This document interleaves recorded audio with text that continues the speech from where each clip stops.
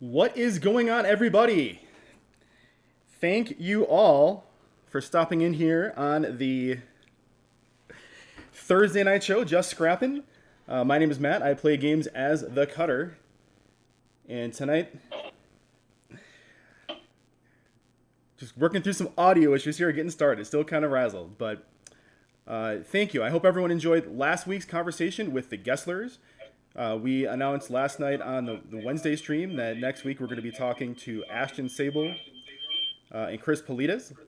Looking forward to that. That's going to be a good time. However, tonight we have a real treat. Dave Birdlaw Logvin is a friend of the community, and a good number of you know him through face-to-face interaction. He is an avid convention goer. He is a double Hero Realms legend. He is a game designer, and I can't wait. I've been looking forward to this all week. We did not get much prep time, guys. We had to work to some audio. Dave, how are you? I'm doing good, Matt. Glad I could make it here. We had many technical challenges to get online. I actually had a power outage a few hours ago, so I'm just glad to be here. I think there were some solar flares or something conspiring against us A lot of events were triggered. a lot of events were triggered. Exactly. You had a power outage. My computer right now does not. It has no awareness that it has Bluetooth, so we're dealing with that. That's lovely. We're doing audio on one platform, we're doing video on another, but and the servers were down for a couple hours. Star Realm servers were down today. Yeah, I saw that too. I thought that was my internet first. So Dave and I have no shortage of topics to get to. We're gonna pick some Star Realms, of course, to play, and as I kind of previewed, we've got lots. But before we get there, let's learn a little bit about Dave. Tell us where you're at and what you do. Um, I'm actually an audio engineer, and I live in Lowell, Massachusetts. I work designing microphones now. Before that, I actually worked as a loudspeaker engineer, designing home loudspeakers as well as some pro and a little bit in car audio as well. And then I also do some tech writing for an electronics magazine. And as you hinted, I have my side gig doing game design. So I have three hats that I kind of shuffle through and keep myself busy up here north of Boston. Now, I just assumed from your name that you were some hotshot in aviary litigation. That's not the case. You do not want to hire me as your attorney. Occasionally, people think I do have some sort of legal skills. I don't have any, so don't count. Don't come for me for any legal advice, aviary or otherwise. It's pretty funny. So how did you come up with your in-game name? It's actually from It's Always Sunny in Philadelphia. If you watch that show, there's a lot of episodes when Charlie says he's an expert in bird law, and that's like a running gag through all the seasons. And other folks in the community like Bax and Sarah are also big fans of the show. And so when they see my name come up in the queue, it makes them think of the show and me. So I'm happy to give people a smile and a little funny show tidbit. But yeah, there's no actual legal connection. So why don't we at least start a game of Star Realms, and if we go off on tangents and don't end up playing, so be it. That's what this show is. We're going to play, but really everyone's here to get to know you. So because we're on the Twitch platform, of course, absolutely happy to play some games. Do you want to send me one in your choice of challenge first? Sure. So Dave and I have had the pleasure of meeting in person now, I believe, 3 times. Both White Wizard Game Fairs and Origins last year. And this is why, one of the reasons, many reasons I wanted to have you. I mean, you're someone that's unique in that you have not really taken part in the social media aspect of our community as much as people would expect. Your getting to know everyone really is through face-to-face interaction at several cons each year. I mean, less the pandemic, Dave, how many would you normally get to this year? It's actually pretty crazy. I counted, I think in 2016, the number of cons that I attended, or I'll just say like big events at like gaming stores that are running for many hours. I think I attended like 17 in 2016, which is pretty crazy. I Yeah. mean, some of them are small events that maybe have 30 people, some have 500, some of them are, Gen Con or something. So it's all over the map. But I definitely grind the convention scene. There are other people who do that too, though. I'm not alone.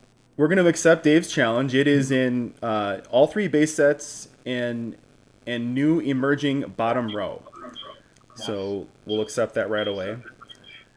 Now, the first one that we got to play at was at the first White Wizard Game Fair. That was 2016, right? 16. Yep. And you probably heard me reminiscing a little bit about meeting you on one of our previous episodes here with the Mystic. And And definitely obviously, fanboying to you guys. I very much enjoyed that, and it's been great to see how you have become such a force. Tell me what that first White Wizard show meant for you. That was really great. I just remember that whole night, like it was starting late. We were trying to get in. Like there was a lot of just like kind of build up to get in. There were Wi-Fi issues, if you may recall. So this all sits there pretty vividly with me. But I think the funny thing is, I think that was actually the first, or maybe the second time I actually played with cardboard rectangles. The in-person game. game. In-person game, yeah. I made right around that time. I played at my local game store, but I don't know if that was before or after. So that was, it was definitely a little bit of pressure on that side. But yeah, that whole first session was great because I got to go up and meet you and Dustin, and then I had a really good showing just even that first night. 1K ended up being the finals was me and Demola, which was pretty crazy. Yeah, he was a lot of fun to meet during those shows, wasn't he? He was great. And just I remember lots of stories from him just talking about the number of games he kept in his queue while he was waiting for code to compile. Those are the things I kind of remember about him that was interesting. So it was a lot of fun. But he was definitely turned into, I kept bumping into him because then the next day, Star Realms Legends, I made top 8 and ended up number 1. And ironically, Demola snuck in as number 8. So I got paired up with him again in Star Realms Legends. So that was pretty funny. So I had 2 days in a row when I had to play at the time the number 1 player in the world. Now, I'm going to ask about your Hero Realms Legend wins in a little while. Remind me now. You've had a finals appearance for Star Realms? Is that correct? I had my first finals at the PAX Unplugged. So at the 2019 PAX Unplugged, I defeated Baby Girl, who is another person who I often end up matched up against, and she's awesome. And then ended up with me versus Kincaid in the finals. So that was my, and that's really tough. And he's a great player and a gentleman. Really interesting. He was even willing to debrief me after the first game. Yeah, it was interesting. Not even wait till the series was done. Appreciate it. Yeah, so she was also at both White Wizard Game Fairs, had good success, and found out recently that she has a card as well. That was unexpected. Yeah, I saw that in the high alert, so that's pretty exciting. So let's take a look and see what we're doing here with this game real quick. Looks like we're kind of going red, green, and Dave is going into some blue. Took that gate ship. I respect that. We'll see what you're able to do with it. I don't have a full rainbow yet, but I'm working on it.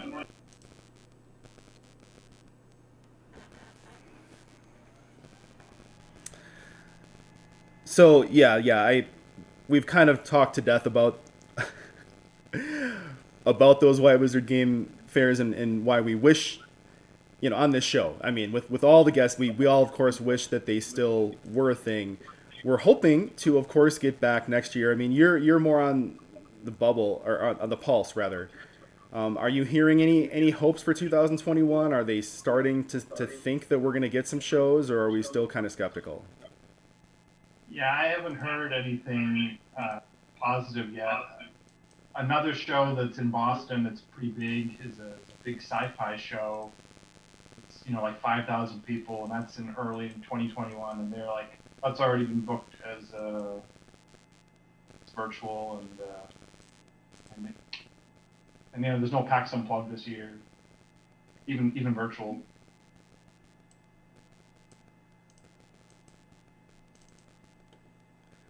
So getting to Hero Realms. Yes. So have you put in a significant amount of time away from the cons, or have you just managed to perform really well at the shows? I've actually managed to perform really well at the shows. I only play Hero Realm either like competitively. I only play them at the shows, and then in my normal gaming group, that's like a casual game we'll play in co-op campaign mode. But I guess when I went in and won the first Hero Realms Legends, I had gone down. Oop.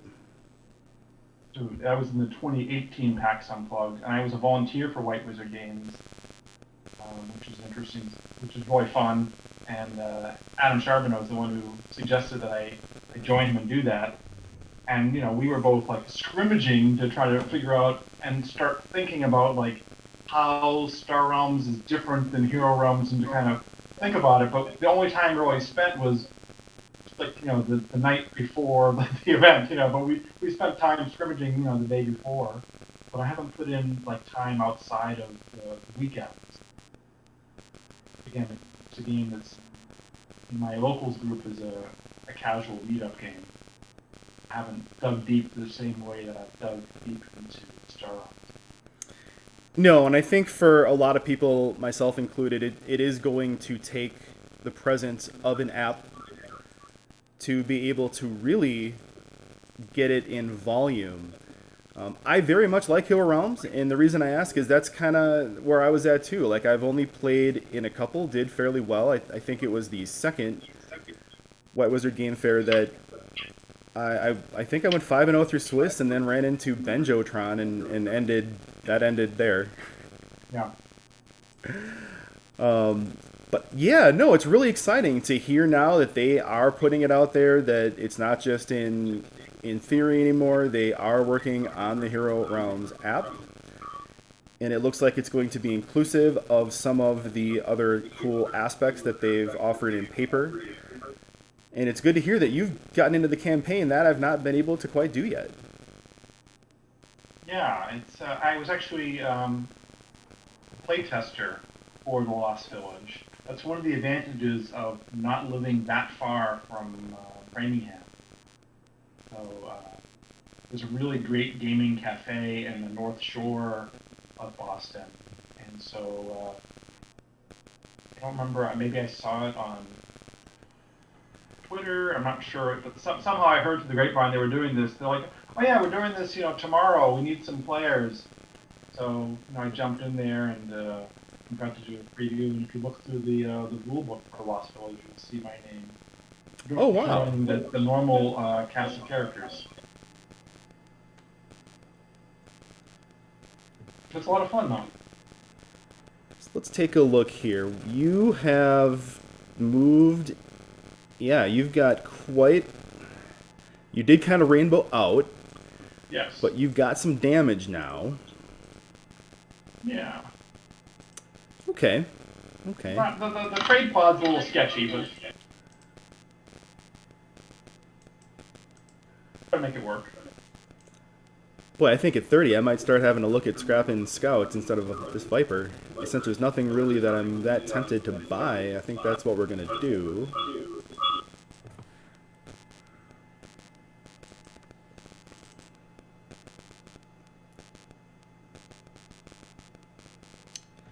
So you're on a quest to become a cross-game legend. That's what I've been calling a realms walker. There are very few people who have done legend status in 2 worlds. Sammy is one. I'm trying to think of some other folks. It's a very exclusive club. I am trying to join that. Also because you could come up with, how do you find a character that's appropriate?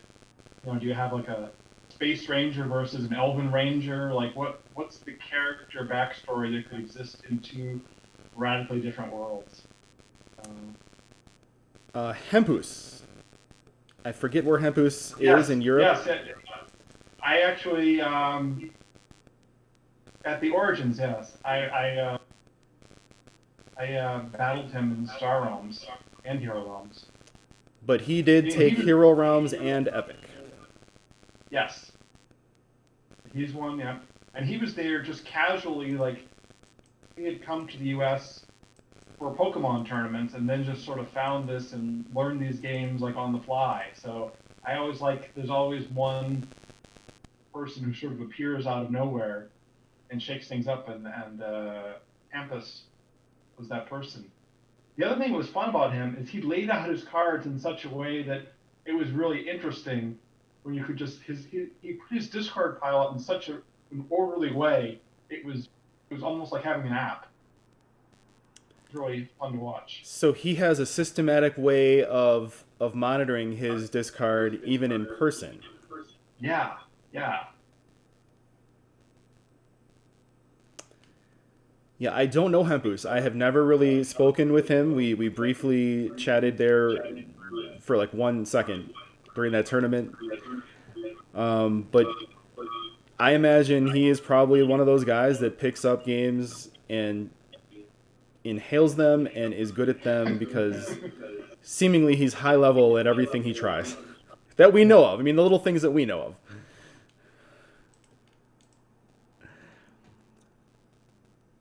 So all those conventions, is there one, Dave, that you consider your home convention? One that you get to pretty much undoubtedly every year, if able? I guess the one that I've been going to like the most consistently, probably PAX East, and that has that's really a video game convention, and my son likes it. We also had a friend who was working for Warner Brothers Animation, so he was giving us free passes at some point too, so that was kind of neat. So that's always a fun one, and it's local.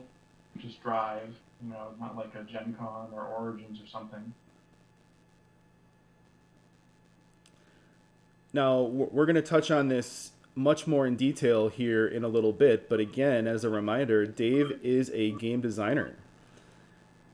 And that means that you have some reasons even beyond playing in these legend events and interacting with the community.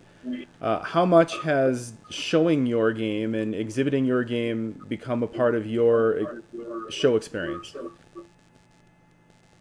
I mean, it kind of depends. I like playing games so much that I don't want to miss the opportunity to hang out with the community or try new games.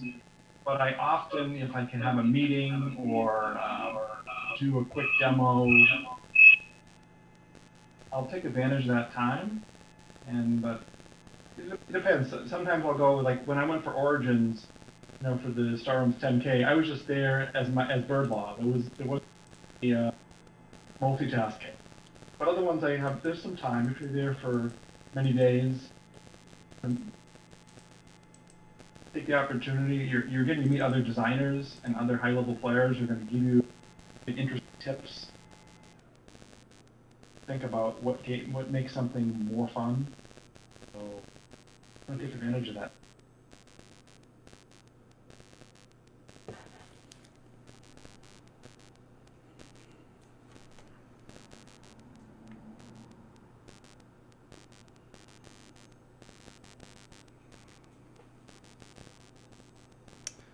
So I feel like we are coming down in our game to kind of a critical point. I'm in the teens and you're at 55. What's going on with that, Dave?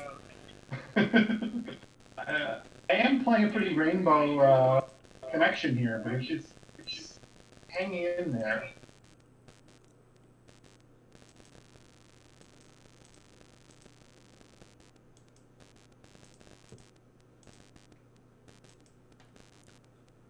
Okay.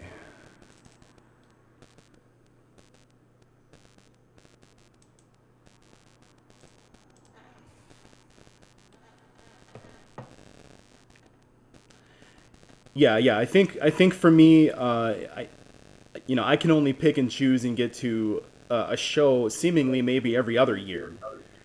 Being a little more picky with White Wizards seemingly choosing Origins as the place to showcase their marquee events. Yeah. That's probably where I'm going to try to make, when able next. But I sure would like to get to Apex one of these years. They do sound like a lot of fun, and I'd love to get back to Gen Con. Good game. Good game, man. Yeah. I mean, what's slowed me down a little bit in the past couple of years is just like I started a new job, so I didn't have as much vacation time. But I'll come up with ways like for the Origins, I didn't show up until like I think Friday. Like I worked my normal Friday, and then I hopped on a 6 o'clock plane and just flew there Friday night for the. So sometimes I'll just do things like that to be able to get the opportunity to meet up with everybody and play. So before we get to the next game, Dave, let's talk about your games and your company here a little bit. I've got the pictures that you showed me, and I'm not sure if you can see the stream itself. Are you looking at the actual stream feed? I can see you. Yes, I don't see any. If you're showing any graphics, I'm not seeing those yet. There's a gallery. But I'm just Yeah. So I've taken content. down the Star Realms out of the picture on my feed on OBS, and I've got the Askwith Games logo up. Do you want to tell us about that? Sure. That's that's my company. Kind of like a running joke through all my games. I picked Askwith is actually a ghost town in New England, and I picked that name because my first game is about a bunch of vampires destroying a town in New England. But I didn't want to pick an actual place because you don't want to have like vampires attacking Newark, New Jersey or something. So I picked a place that nobody could live. It's a totally dead town. So I picked that. Dave, there are some people that would disagree that Newark needs a zombie apocalypse. Okay, well. All right, man. Point taken. Point taken. It's all fair. I thought it would be more thematic to pick some place that didn't have any current residents. How about that? Right?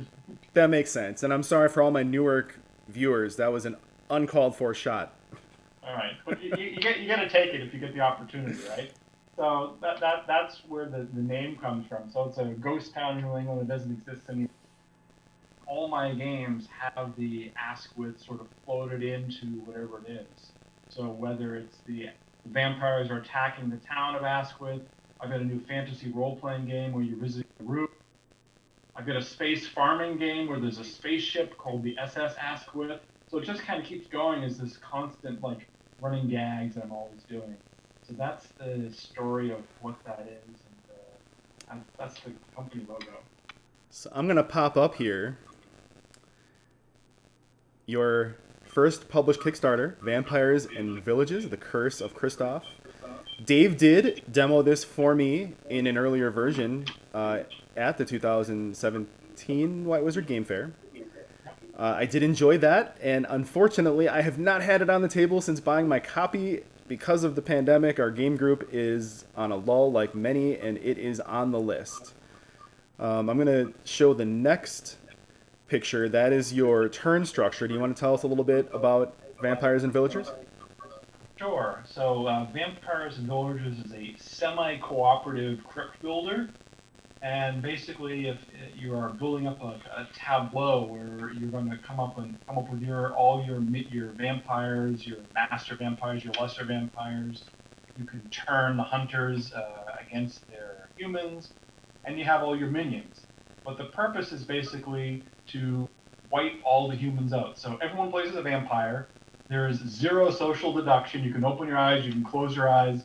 We're all vampires. We're all terrible, horrible monsters.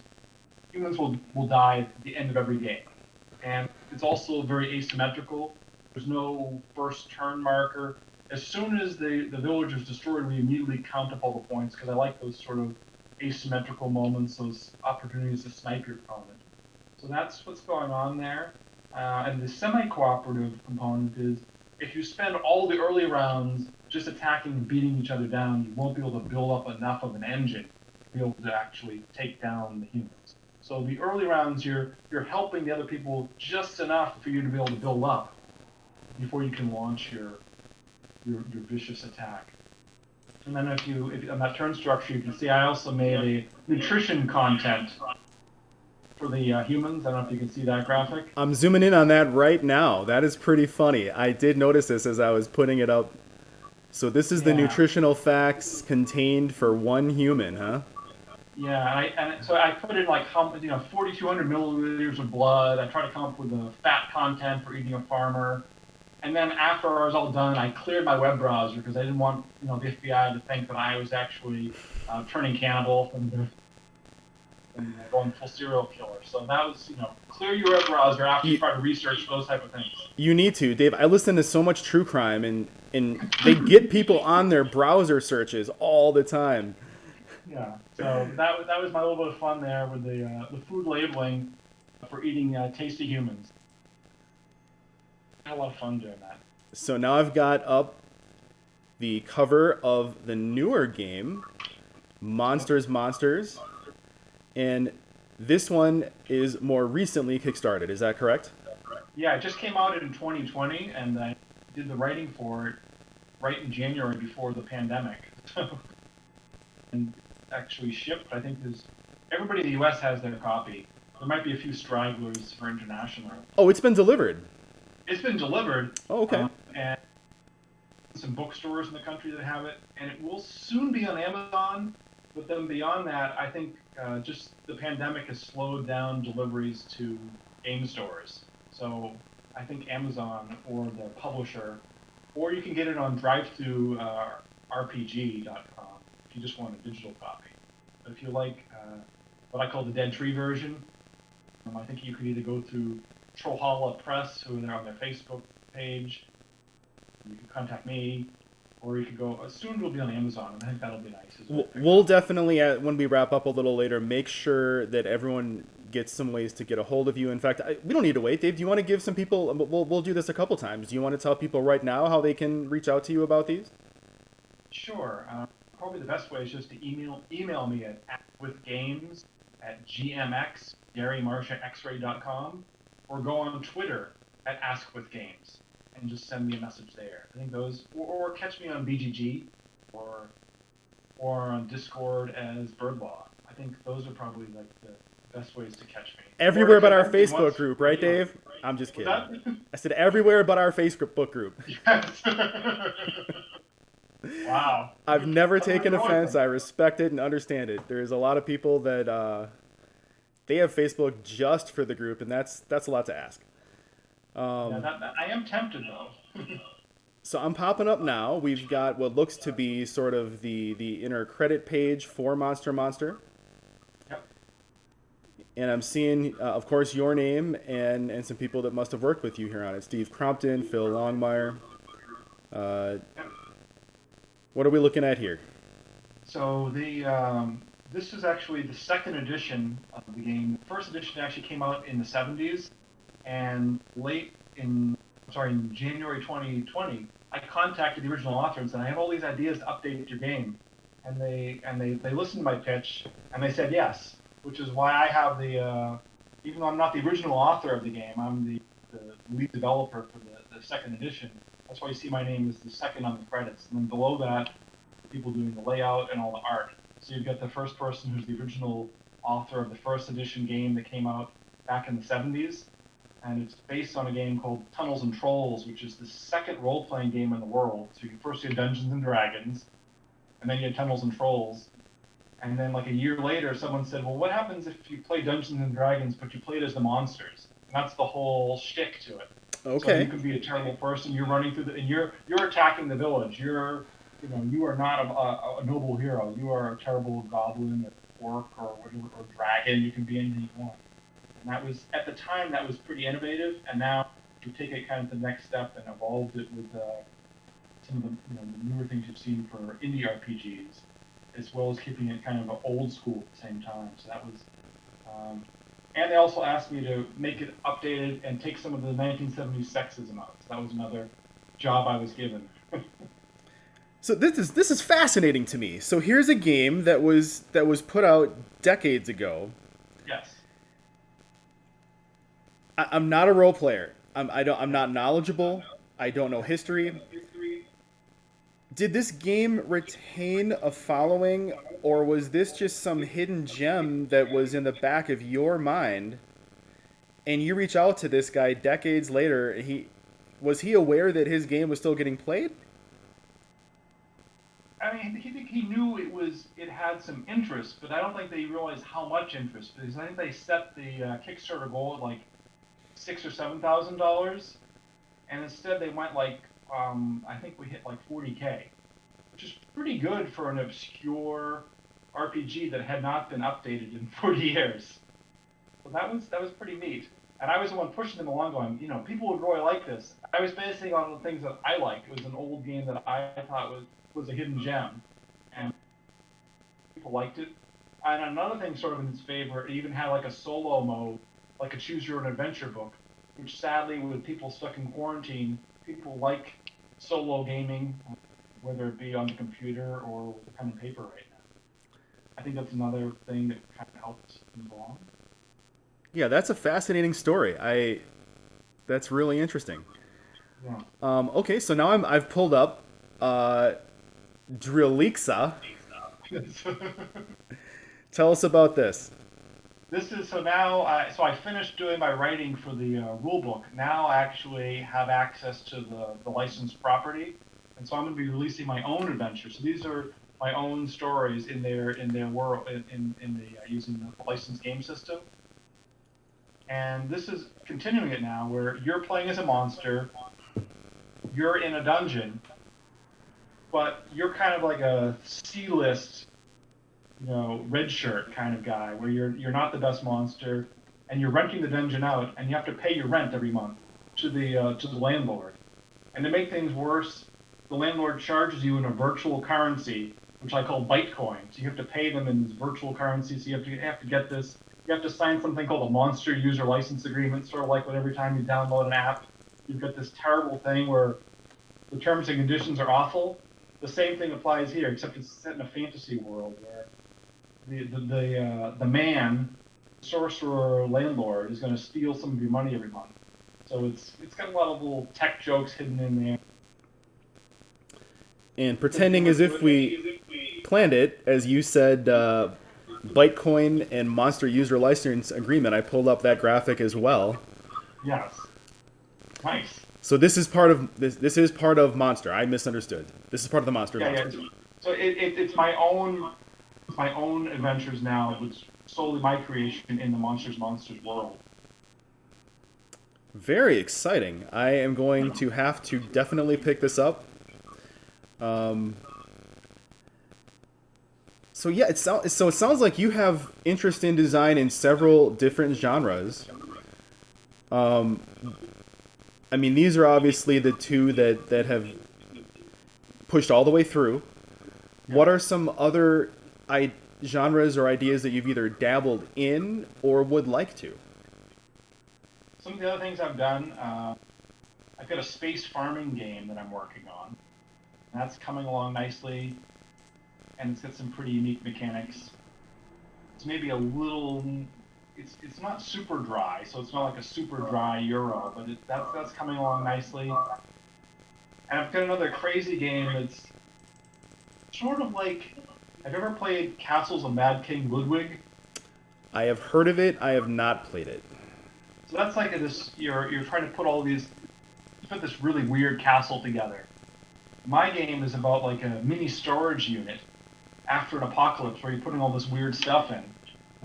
So that's one other thing I'm kind of working on. So that has more like spatial puzzle action going on. And then I've also done some things where there's something in my area called the Boston Game Makers Guild, which is like a design group for all independent gamers in the Boston area. And I've gone to some of their events, both as like a playtester, just as a player, and then even like have like a design blitz where you're just trying to like go in and design a game in rough draft in one day. So I've done that too, as part of like an Extra Life challenge. Have you ever done Extra Life to raise money for children's hospitals? You're playing, video games or board games for 24 hours straight. I don't do the 24 hours straight. That's a lot even for me. I have done that too. So yeah, I guess the space farming is something that's on my radar. And I'm kind of going through the RPG scene right now. It's like fun.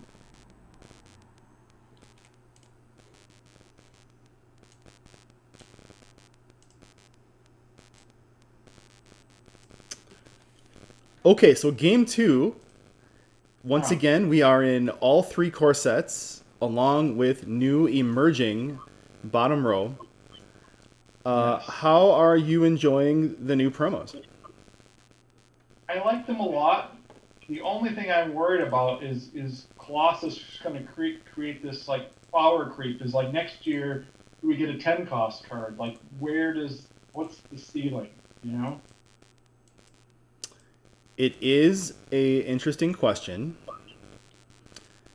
And yeah, I'm not sure if I had quite gone to concern yet, since they did just do 1. They didn't do like a 9 for each. Right. And it is a fun Merc card where it's color agnostic.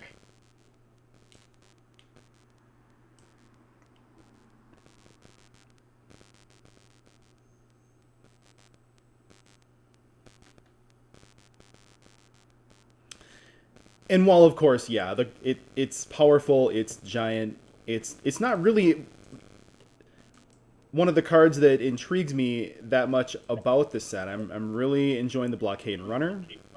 I love the Blockade Runner. I think you saw me like jump at grabbing it when our rando game tonight. I am enjoying the Dockers. Yes, although they're not all equally good. That's interesting. I'd like to hear you talk a little more about that. Yeah, I mean, you have the yellow one, which is just I think it's just 1 damage and draw.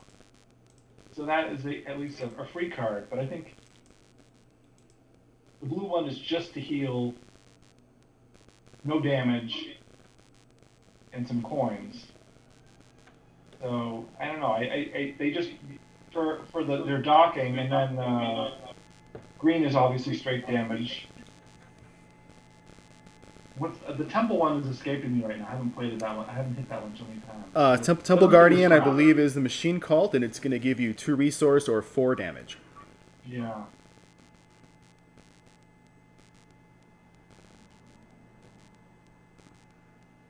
Funny, the assimilator is like. What I think about the assimilator is, we've already been living with that card in Hero Realms. So that's one time where Hero Realms is leading Star Realms, because you had the Thief, who had the Pilfer ability, which I think I like a little more, where you actually have to pay the resource to take it. For some reason in my mind, maybe because of that, and I was thinking that the assimilator you did too, but maybe that's not the case, huh? No, you just kill it. How is my brain still? Yeah, that's it. Yeah, that's right. That's right. And yeah, that's a really good point you brought up. I mean, not only does the thief in Hero Realms have that ability, it's on a stick. I mean, it's on a gambit. So Yeah, you're guaranteed to have it, and it would be foolish not to because it's given to you as one of your innate abilities. your tricks and playing enough Hero Realms, I have seen in tournament play people do something to me which I at first I thought was crazy, but I've watched people use their thief ability, the heist, to steal Death Touch from me from my first deck, Yeah. which is Yeah, at just first I thought it was getting crazy. small scrappers or heavy damagers. You're right. It might be enough because there just isn't that much scrap in. Yeah. There is one thing about Hero Realms that that holds me back from not loving it as much as I want, and that there's no row controls. Still, what bugs me. There's no way to take cards out of the row. That is an That's interesting distinction that they made between the games, isn't it? yeah. So that kind of bugs me.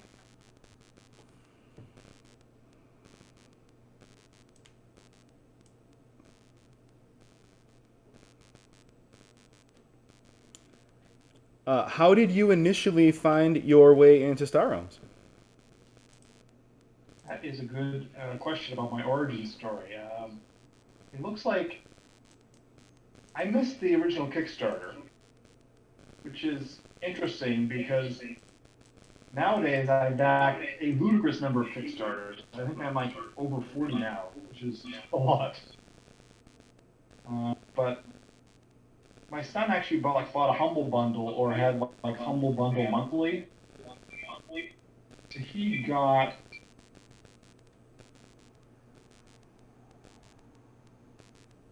the app through there, and then he said, "Hey Dad, I think you'd really like this."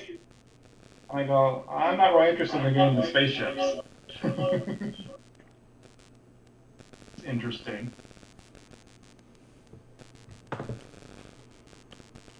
So found that in I started playing sometime in 2015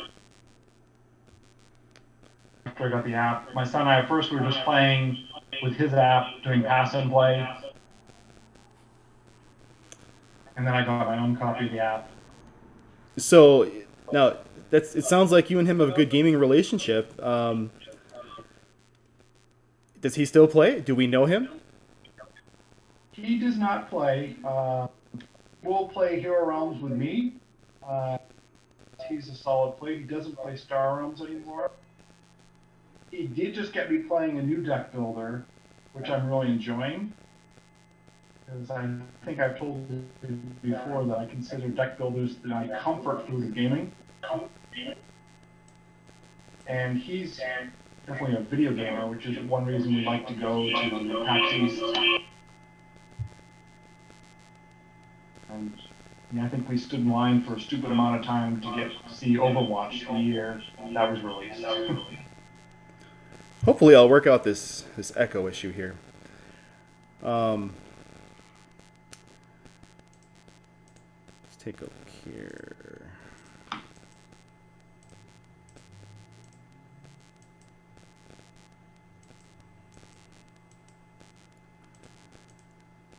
So they're in person, be it with your son, be it with any local friends. What are some games that you guys get on the table regularly, relatively recent that we're not aware of?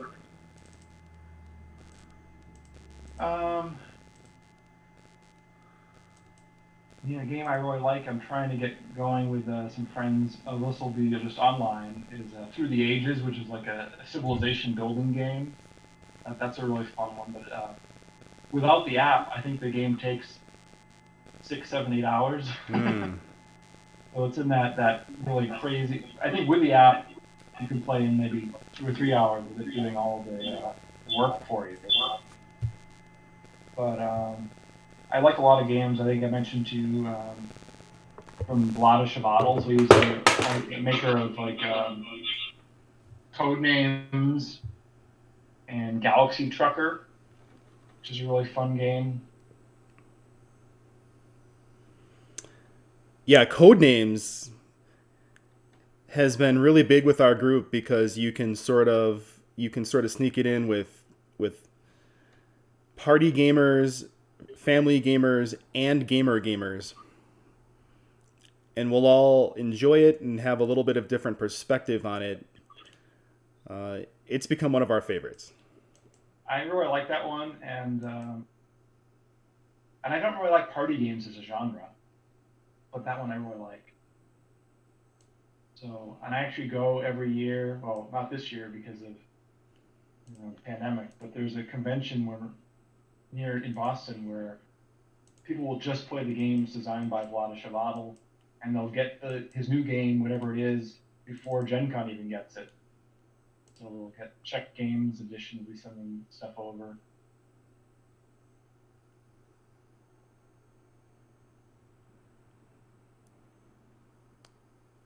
So one we're suddenly getting back into here with the release of the mobile platform is Scythe. Have you had much Scythe experience?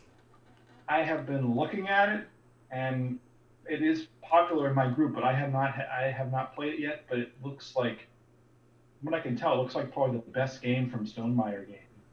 Um, I played Viticulture, and that one was maybe no pun, was a little dry for me. I'm not trying to make a wine joke. Um, what particular aspects are you whining about?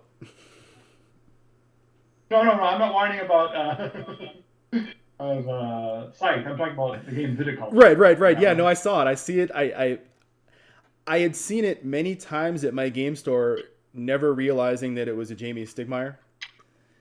Yeah. So I never I guess really considered it.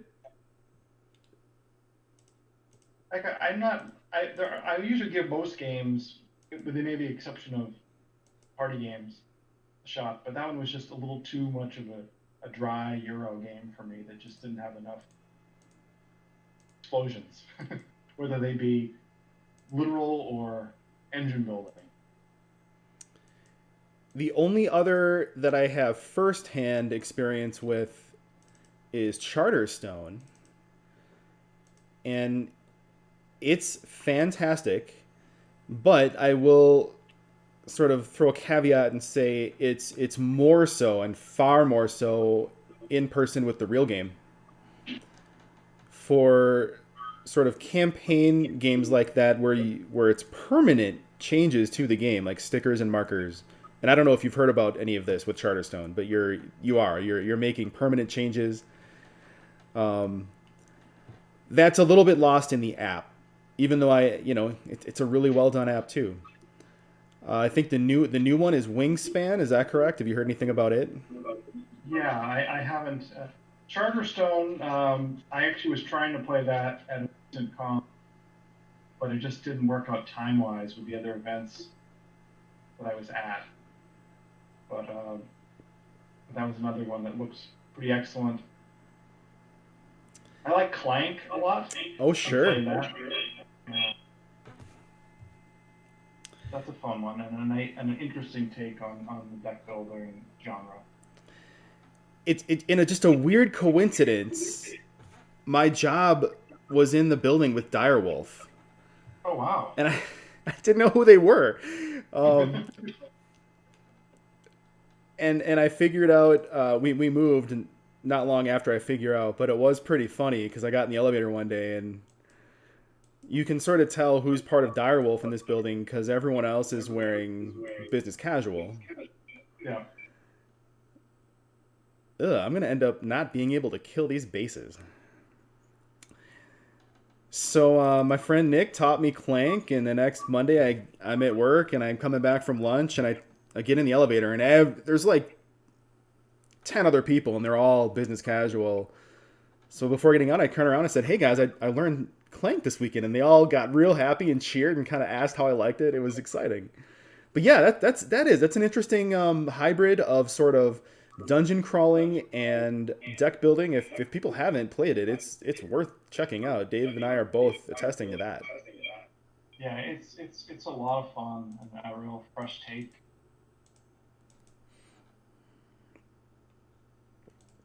The other deck builder I was thinking about that was fun that my son got me playing was the Tanto Cuore. And what's neat about that is you can build like the most intricate engines you can ever see because there are controls on your cards on like if I translate it back to Star Realms, like how many bases can you play in a turn? How many ships can you play in a turn? How many cards can you buy from the row? Where like all those things are baked into the cards you're playing. So you can chain up these really insane combos that have a lot more knobs to turn. Um, so that makes it pretty fun. But we started playing that one together. I like some of these games that have deck building aspects and scratch similar itches to Star Realms. Have you done Mystic Vale? Yes, yes, that was great. And then Spice Road, that's on deck builder, but that's another one I really liked. Or Century Golem, played that with the designer, and I didn't know it was with the designer, so it's really good that I had nice things to say.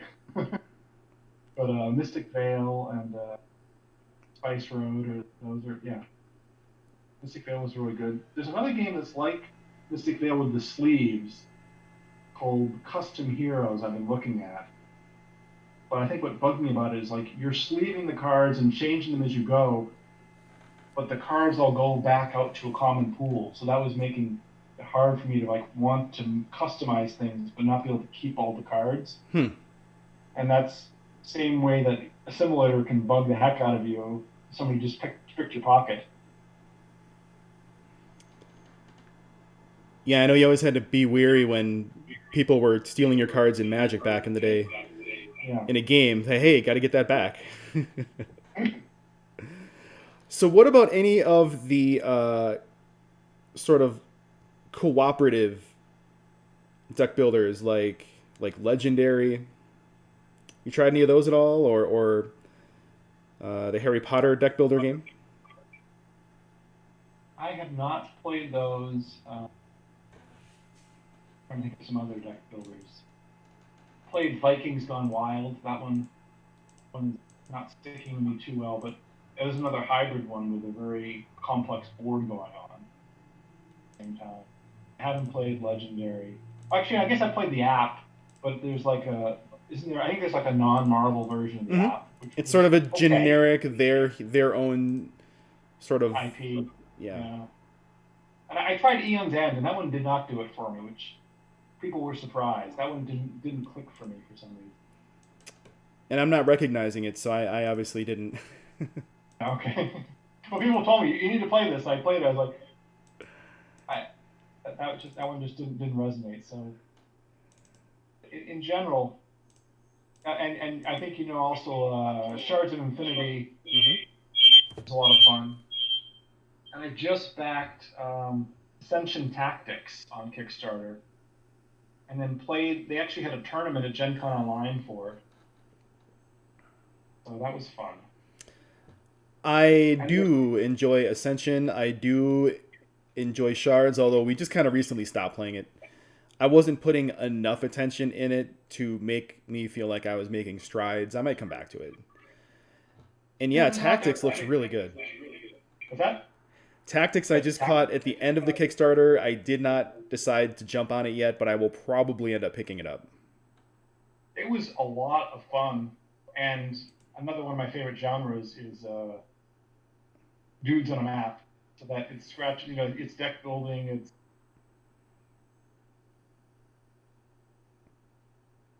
a lot of fun.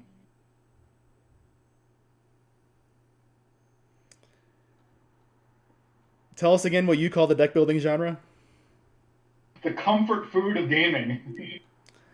I know what you're saying. I sort of myself think of it as I've often said the multiple choice test of strategy card gaming because you That's fair. can kind of guess your way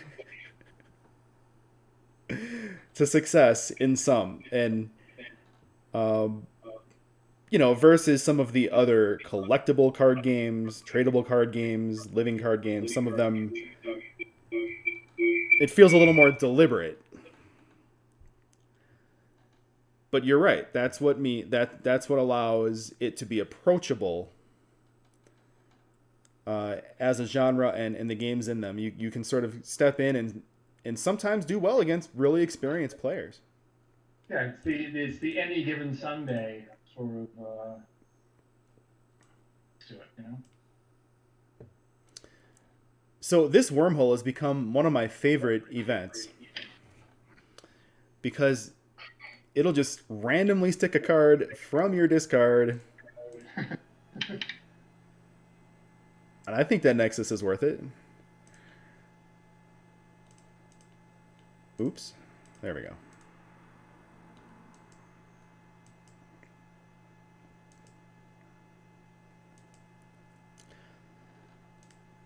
I like Neural Nexus a lot.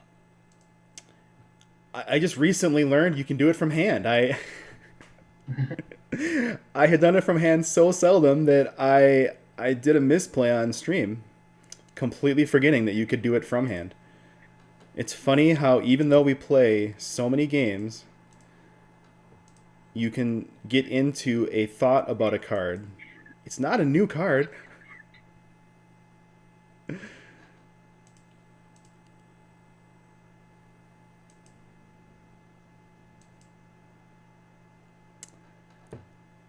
Yeah, so to your point about the Dockers, like I was thinking the other night, this raft.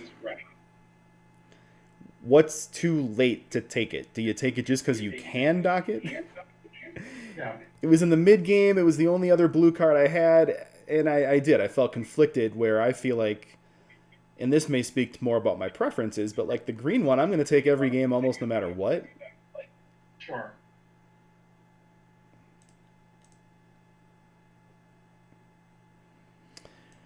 Good swing. Yeah, I was going to say, I think though I'm still uncomfortable in this game, I was able to put together a turn, knock you down, and I've got bases.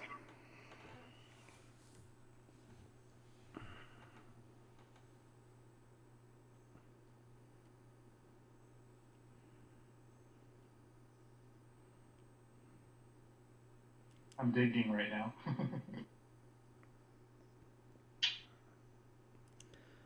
So I do not have any actual game design experience, but I did. I took a little stab at trying to throw together a deck builder in fact. And I felt like I put together a okay mechanic that I could not quite develop into a complete game. And the feedback I got suggested that. Getting back into game design a little bit, Sure. It is so competitive now. Crazy. So many Kickstarters, so many game companies, and the standard is so very high that you got to meet it. I mean, that's something that I'm sure you think about, and again, you've managed to push your way through, even to the point now of retail, not just getting the Kickstarter completed. How do you sort of cope with that? Do you have a testing group? What's some of your measures that you take to sort of deal with that? There's a couple of different ways, but I mean, I have my local group. There's also, like I said, I use the local convention scene, and there's something else called Game Makers Guild. There's some like resources for designers. But yeah, I mean, you look at how many board games are on Kickstarter right now. It's pretty wild.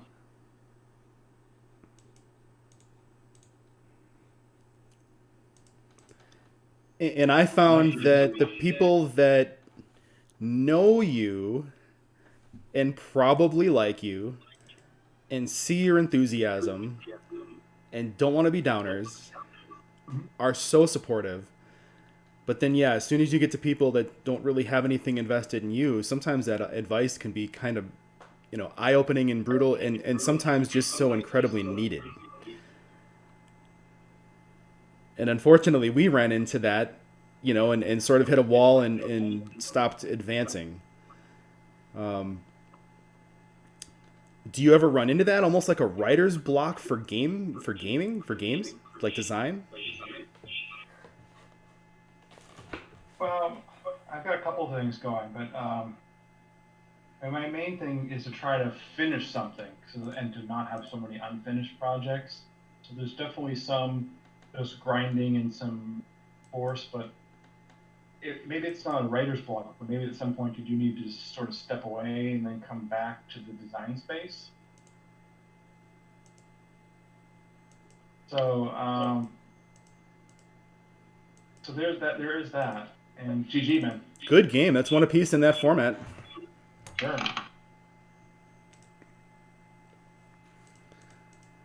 So I'm going to send that back to you.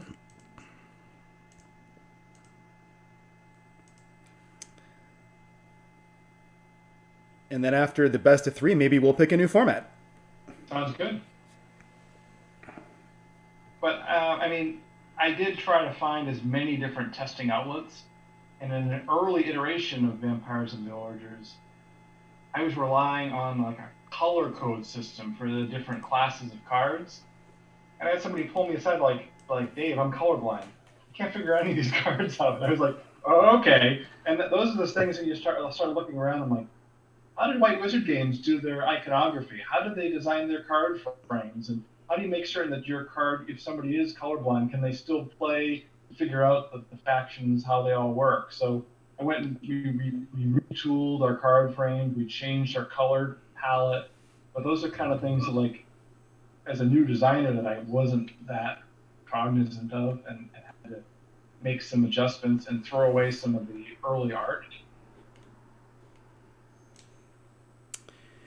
And it is interesting that you say that. There is such a desire to make games accessible to everybody.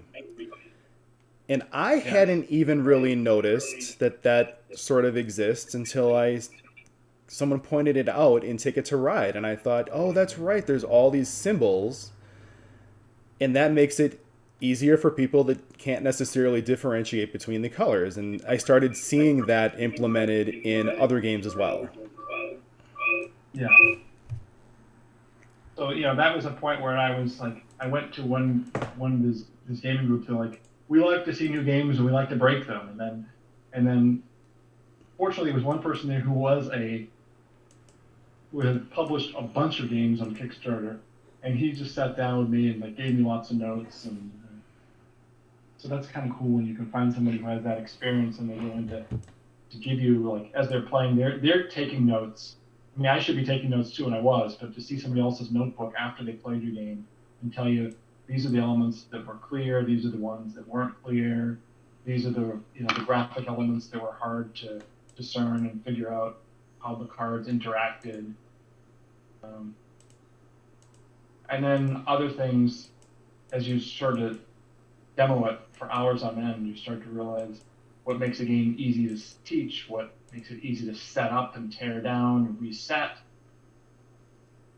There's a lot of kind of quirky things that aren't obvious when you just have the big idea and the 1 minute elevator pitch.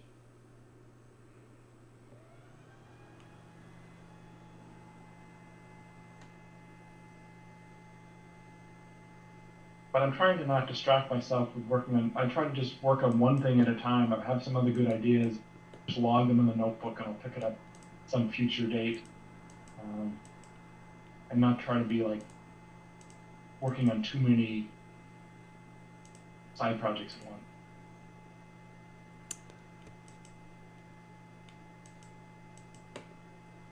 Well, we're going to end up going into Pact and Scrap, one of my favorite decks, blue, green, red. Mm-hmm. Looks like Dave has gone the other way and is sitting on a bunch of yellow and also some scrap. Decent scrap. So we don't play that often. We run into each other occasionally in the queue, in the real time queue. Yes. So I don't know that I could describe any of your tendencies or preferences.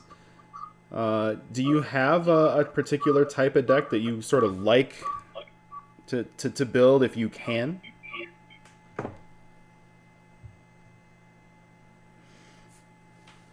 I actually don't have one, but I guess I get kind of like excited to try to see what I could do. In other words, sometimes I find it interesting, like how would I play really well if I couldn't, if my opponent was denying me any cards that cost more than 4, Hmm. and that's happened to me, and I'm like, how do I adjust my playstyle to still build something functional? Is just the chaos of the row, where my opponent is just good at denying me the economy? How does that work? But I don't have like a prefer. I'm not saying I have to go aggro. I have to build this fast economy. I don't have a. I like to play an adaptive play style.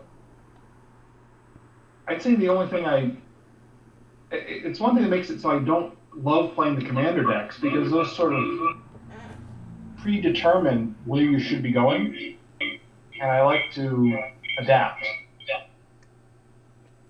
And maybe that's why, a little off topic, but why it's more fun for me to play Epic as a draft than to sit there and try to theory craft the most ultimate deck.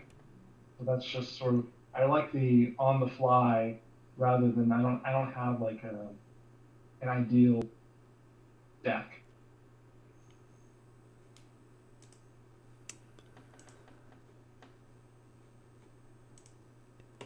I do get frustrated though. Frontiers, I can't play a mono blue deck. I mean that doesn't work anymore. I am not How sure did you why do? I just discarded a scout. Actually, I that's not what I intended. You So, need an undo button. so you don't have, say, a faction that over time you've gravitated towards. No, I actually don't. I mean, I guess I have a slight preference towards blue, and sometimes I can play. It depends what sets we're playing. But I've played a lot of really long games.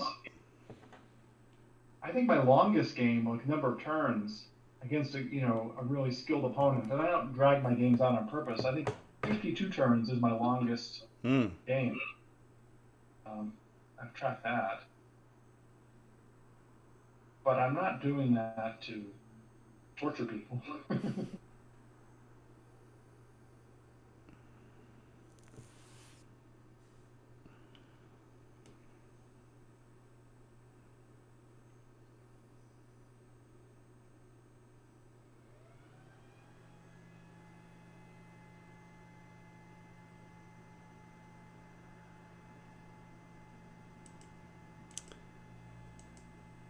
So obviously, with some high level finishes here in both hero realms and star realms, even calling deck building a comfort food. Obviously, you have managed to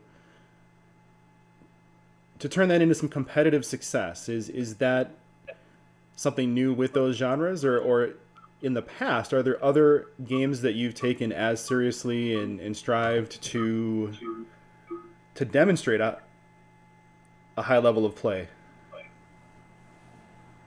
Did you play Magic? um, I actually don't play Magic, and actually have never played Magic, but it was more just because I didn't want to get sucked in, because I probably would like it too much.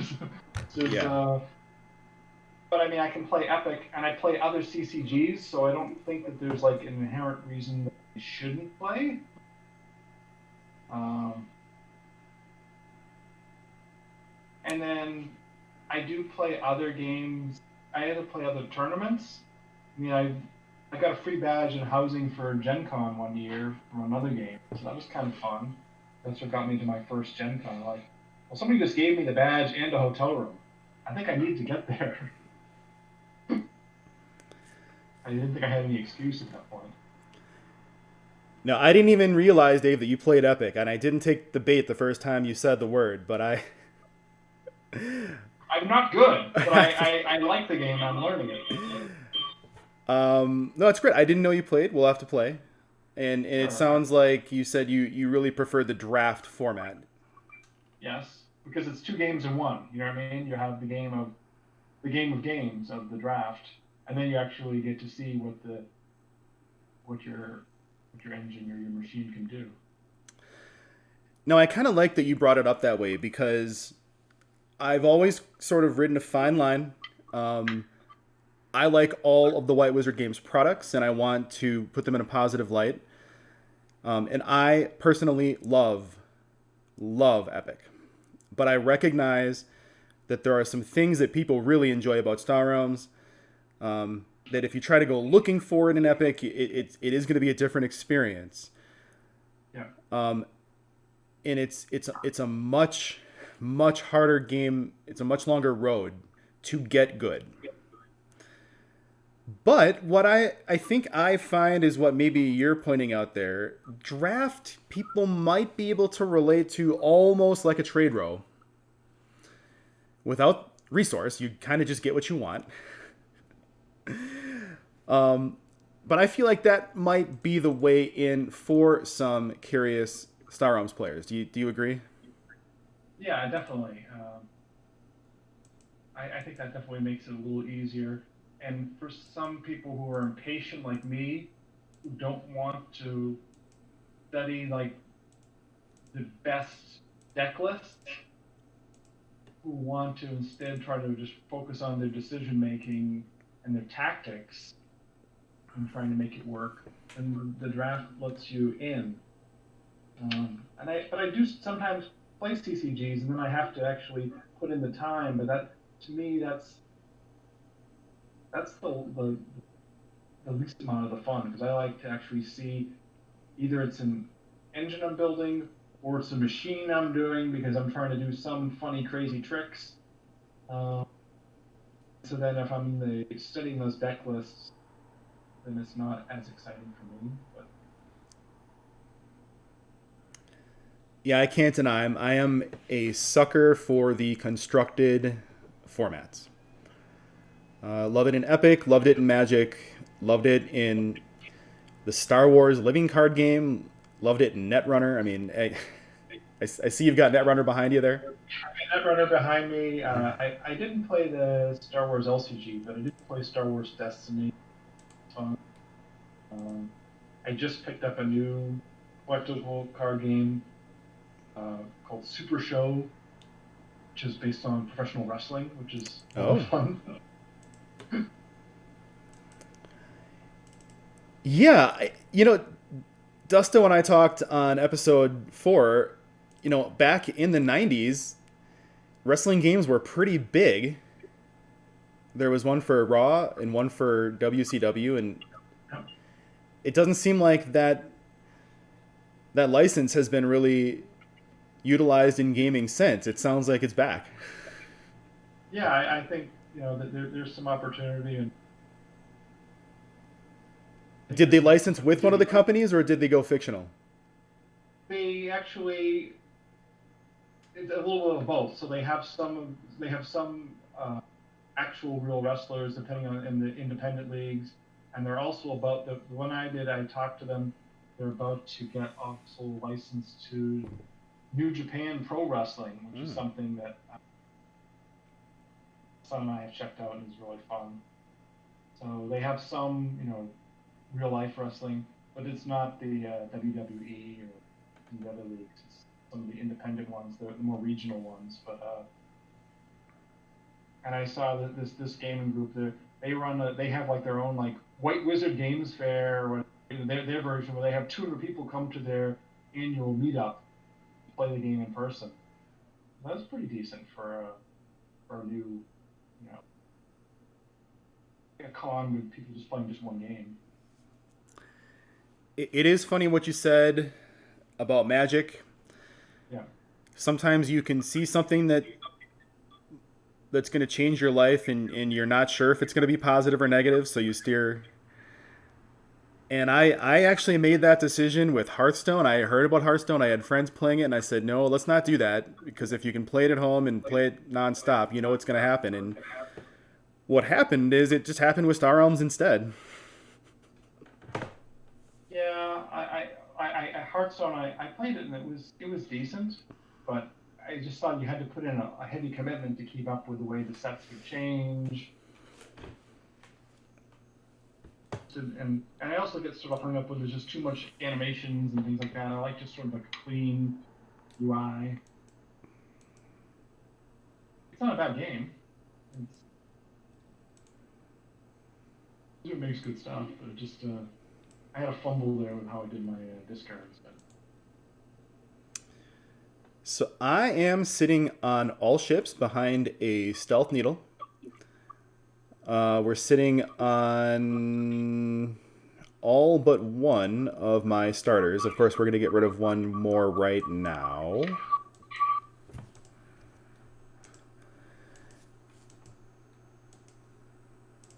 We are going to put Dave down to 15, so we feel okay about that. Let's see what his deck's looking like here. Yep. Yellow we knew.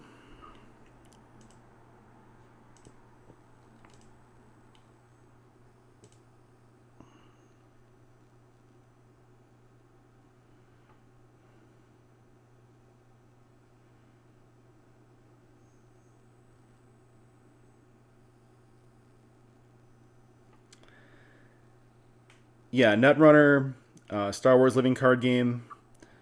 If those had apps at the time that I got into them, I would have been in trouble. Very, very good games. And thankfully, because of some of the experience I had with those, we sort of talk about Magic a lot in comparing with Epic, but I like to sort of talk about poker skills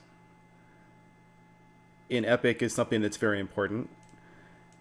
And yeah, some of the turn structures and multiple attack waves, I felt a little bit of that from some of those Fantasy Flight games.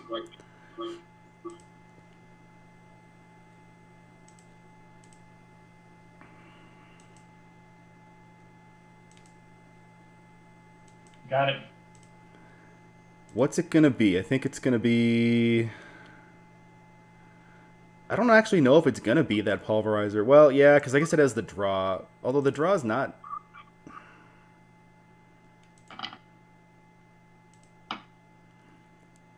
Oh, I'm sorry, Dave. I'm at lethal. Yes. Dave, I'm sitting here off in La La Land looking at math, and you're like, just kill me. Good game. And good match. That is 2 out of 3 in that particular format. Do we want to try something different or keep that one going? Let's mix it up. You can pick the format now. And I think I told you before, my preference is no preference. I always want to play what other people are practicing because it'll just make me step up my game. And then full disclosure, probably the format that's hardest for me is probably vanilla because I don't play it enough and have to kind of relearn the original skills. But So how much missions have you done? a decent amount, yeah. I'll play missions. Okay, so that's what I've been working on. Sure. And I think what we'll do here, because this does require more conscious thought, Yep. why don't we actually focus on the game and talk about it, and then we won't make little misplays like I'm prone to. I had a bad discard because I was chatting. Okay. I'm gonna send it to you here. I'm gonna send it in just big deck if you're cool. Yeah. Or max deck, as I think Rick was calling it. I've heard people calling it all. Okay. I've always just kind of been partial to big deck, but Yeah. That was the language back in the Mega Holland days. now with with the stream, when playing with missions, I have been offering sort of the option to just be upfront about what our missions are, so we can talk about our decisions. I'm going to offer that to you since you're not watching the stream feed itself. We don't have to. You can't see mine and I can't see yours. How would you prefer to play tonight? It's a funny you should mention that. There's a couple things about. There are a couple changes of missions that I think I would like. That would make me like them more, and it's only because sometimes missions make the game go so fast that I don't. Then the game is maybe less satisfying to me. I have a couple of suggestions. One is after you in paper, after you've completed your first two missions, I almost feel it's good to reveal your third mission just to give your opponent some chance that they haven't deduced what your third mission is. That's one idea. You know, maybe they could also be banning certain missions because I think some of them are just too easy. Like the 7 card is too easy. It's interesting you put it that way. Like, I feel like Armada is easy certainly if you're playing with Gambits. But also, obviously, the Chaos. I mean, Armada is significantly tougher if you don't have those elements and you have to manufacture it. Yeah. And one other thing I don't like, I have lost a bunch of missions game, and I'm still over 50 health and I've lost. I almost think that you have to at least do 1 point of damage to your opponent before you can complete the third mission. That's one other like weird house rule that I've cleaned up, but nobody has accepted my idea yet. So yeah, in person, we did do some interesting things as well. We experimented with giving each player 1 mission to start. And then if you completed it, you got the next one off of a mutual pile, which, by the way, the top mission on that pile was face up. So yeah. I think those are good. I mean, I'm getting better at deducing what the other person's doing. So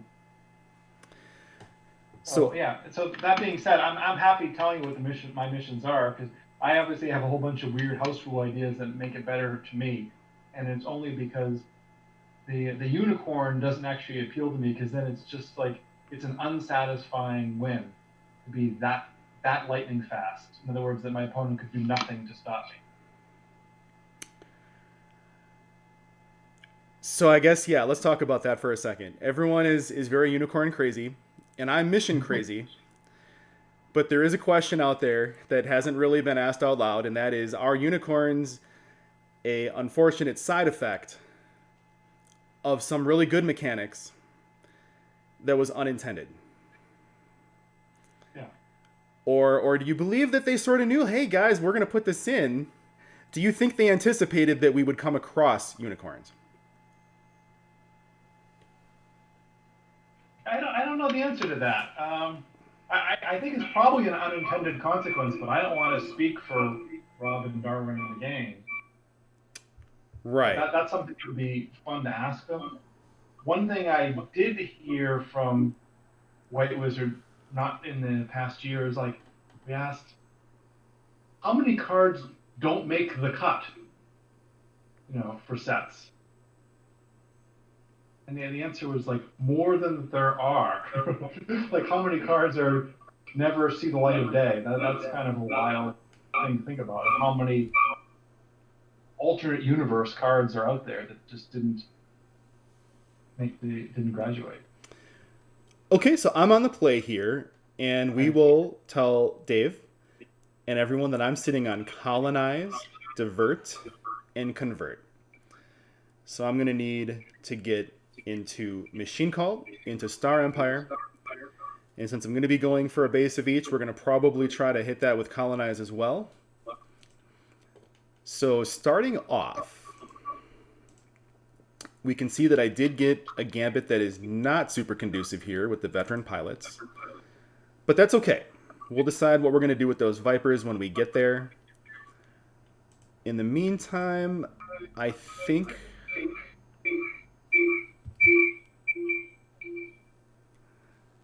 we're going to start off with a trade bot, an alignment bot,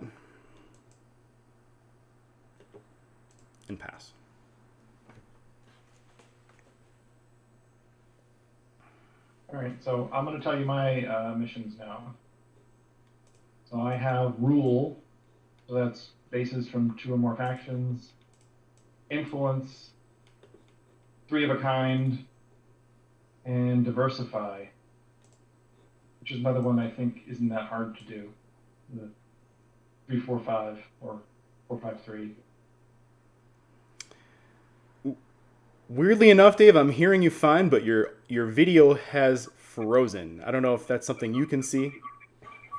Let me check and see. Yeah. I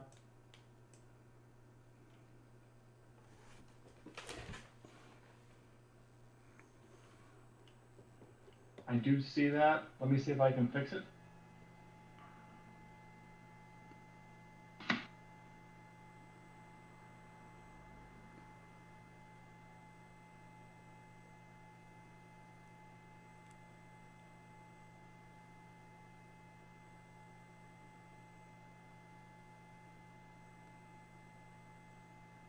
Coming back, Matt. Yep, and looking good. We're getting movement. How about now? Yep, we're looking good. All right. I don't know. My phone. I'm using my phone as a webcam, and I don't see myself. You see me now? Oh no, I saw the cam shake briefly, but no, I don't actually All right. see you Yeah. as Let me Dave. try to. Let me try to.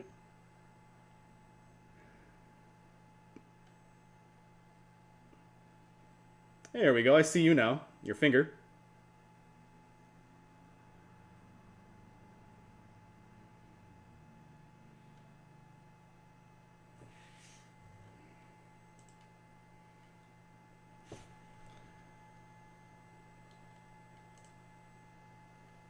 Oh. IV cam.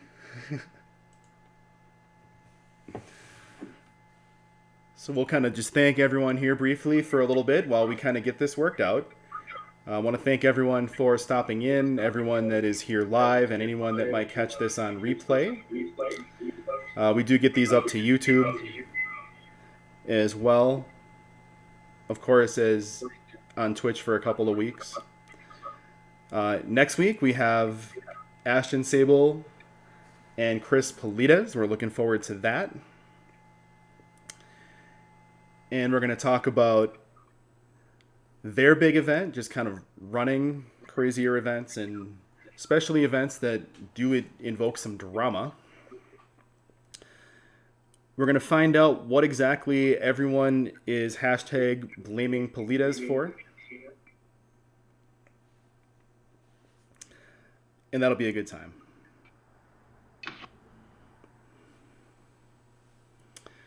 Dave, we still got you on audio, right? Yep. I'm not sure why it's not linking. And listen, we've been through this kind of stuff on this show before. Hey, I'm seeing your finger. We're good. Hey, and look at that. That's Dave. All right, sorry. I Not had to at all. close the app and restart it. I was gonna say we could, I've had to sort of quickly switch. I could throw your game logo up in your spot for a while if we need to. I mean, the conversation is what we're all enjoying, and while we like looking at you, it's not the absolute important part of this. So, All good, man.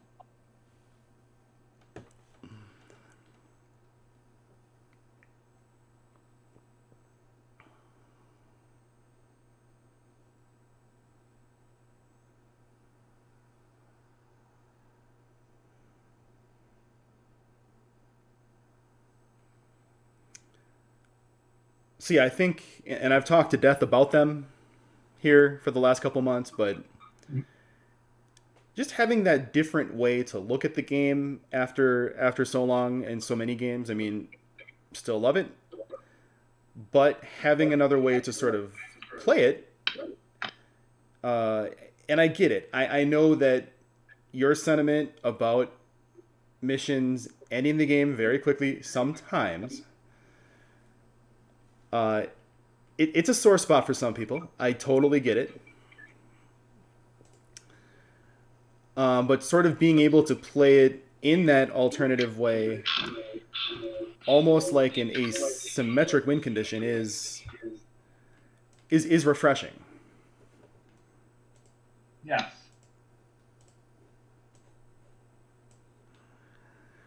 Okay, so back to missions here. We once again have convert, dominate, colonize.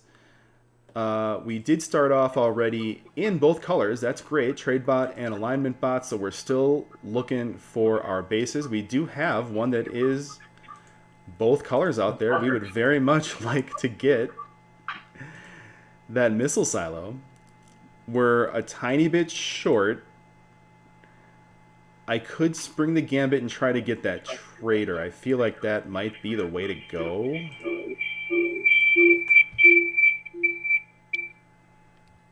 Let's take a look here. It's a gamble, though. I don't see any of my missions that in particular require me to set up that trick yet. So I think we're happy with that trader.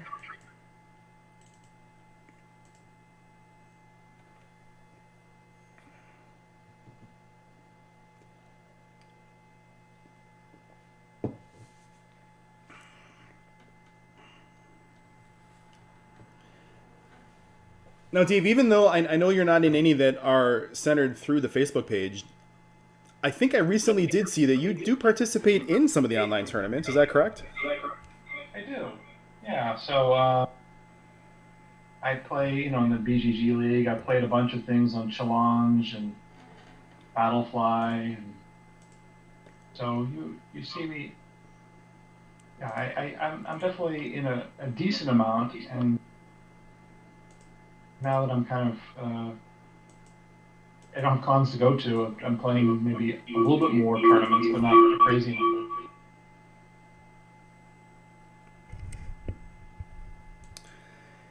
And I believe I saw you won in a recent arena. Is that what I remember? This is my second arena win, and I would have had three actually once, but Darwin Castle's the one who blocked me. I was at like 65 stars, and I bumped into Darwin. At that point, I was just like, I just stopped playing, and then the person in second place overtook me. But I found it amusing that Darwin is the one who knocked me down. So he was actually he was in the race itself? Well, he was playing in you're playing at the very end Sunday night, still playing, and I'm in there, I'm in the jockeying in the top three position, but he managed just to he knocked me down a couple times, so I wasn't scoring stars fast enough. So I was mad. It was sort of amusing that he was still playing in the queue. Yeah, I didn't know he did much arena, and I didn't know that he sort of goes after. I don't know if he was trying to win, but he was there when the people were in the final swing.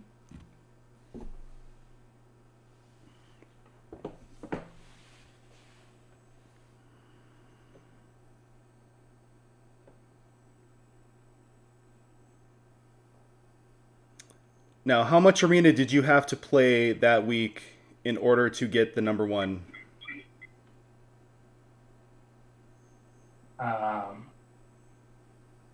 It was a lot, but I mean, I think I started off. I think I played like, I wasn't even planning on playing that much. I think I played 30 games. I won like 85% of the games. I was like, maybe this one is like working well for me. You know what I mean? Kept plugging away. But I'm a streaky player, and that was a pretty high win percentage, so I just kept running with it. But I must have finished with a decent, 60s percentage, somewhere in the 60s. But yeah, at the beginning of the week, I raced up and had 20 stars and had, done that really fast. But a lot of them, it depends. If it really works really well with the tricks that you like to play, then it's a good opportunity. And the first one I won is how I got invited to the 10K at Origins.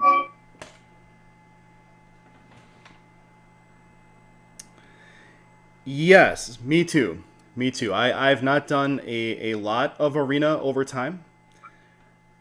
I like it. It's not a matter of not liking it. I tend to grind. I like the the ranked queue. But that too, I had a similar experience. I was in it for that reason. I was looking to qualify for the 10K, and I was sort of shopping for one that was going to work well, and stumbled into one that I won through the foil pretty easily a couple times in a night, Hmm. and went, okay, I think this is it. Yeah. Now,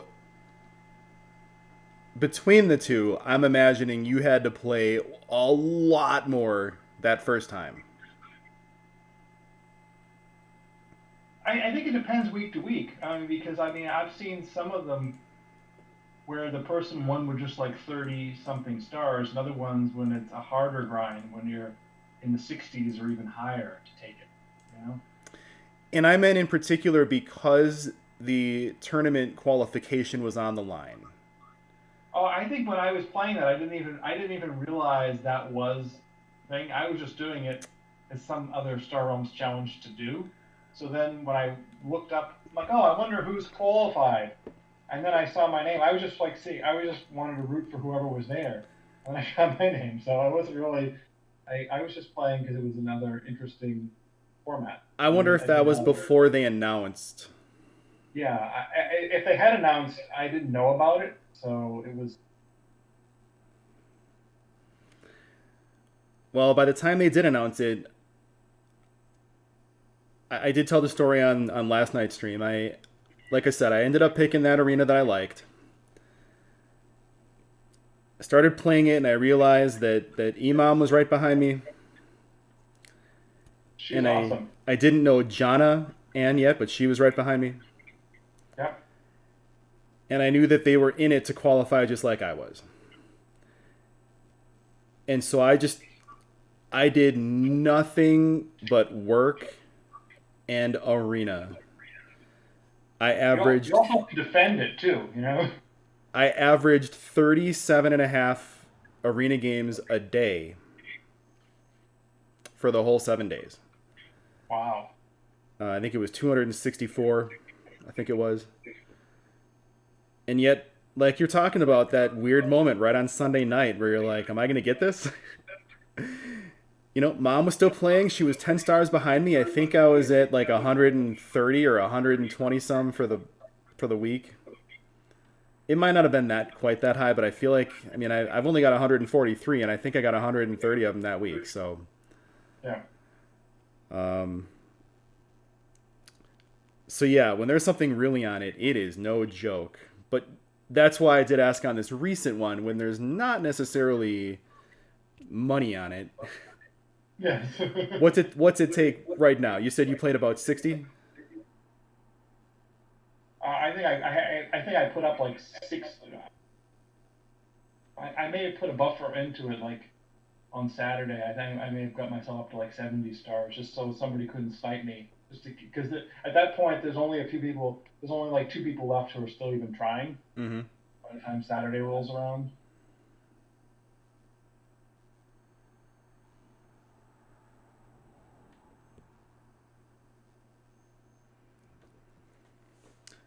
No, it's been good. There was some pushback when they first unveiled it, and I think that was mostly because it came attached to the term microtransaction. But I think what we've seen are the people that were, just upset and didn't want to do it, just don't do it. And on the flip side, we have people who that is now what Star Realms is for them. And that's what they're good at, that's what they're known for, and I got to really respect that because that means you're really evaluating and changing how you play week to week, and we see some of the people are the same names. Yeah. Okay, so I can trigger either convert or dominate because I played multicolor for both here. I think because I have more yellow ships, we're going to complete convert. Because I think we'll have an easier time swinging back on dominate. Yellow. Yeah. I've been trying to steal some yellows away from you. So. And I did see that you completed one that I wasn't paying attention to.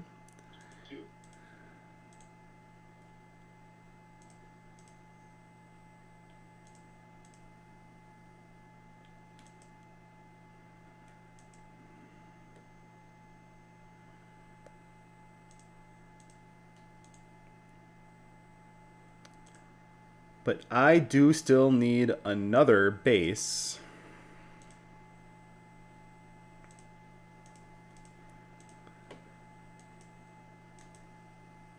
If I am going to still pursue these missions.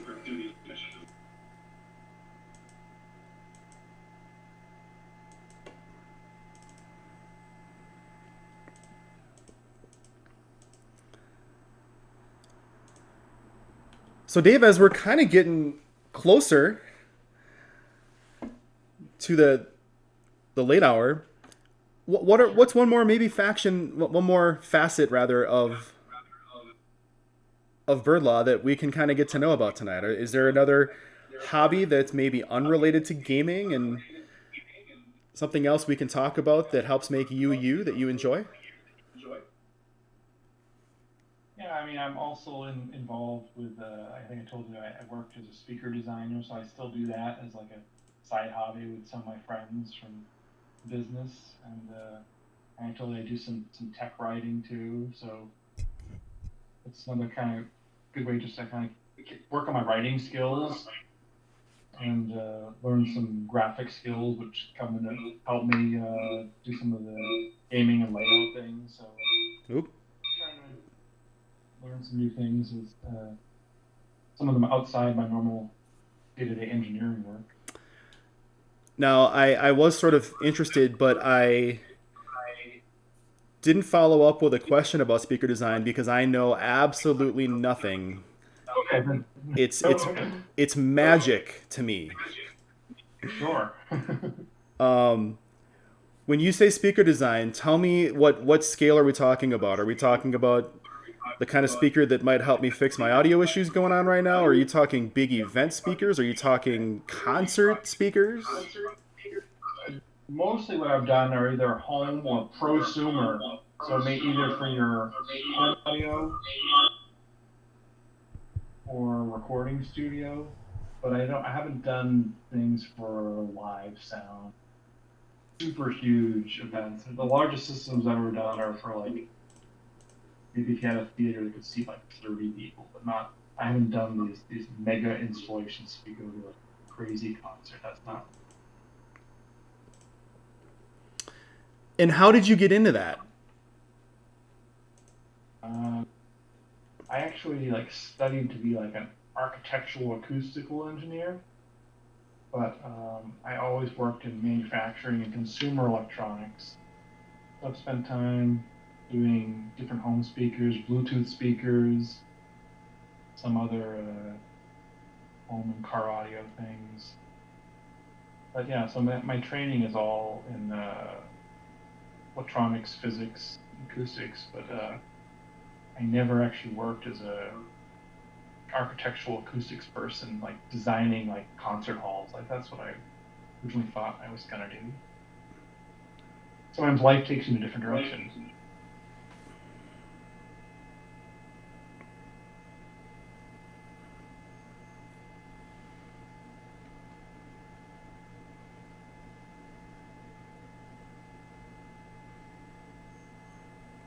In all that sort of acoustic interest, um, I mean, does it sort of come from a past love of music, or Yeah, for sure. Yeah, I studied music in college, and I thought, at one point I would want to be a professional musician, but I kind of picked a path that was maybe a little easier to figure out and follow, but I still wanted to always be around music systems and making really exciting audio experiences. sure?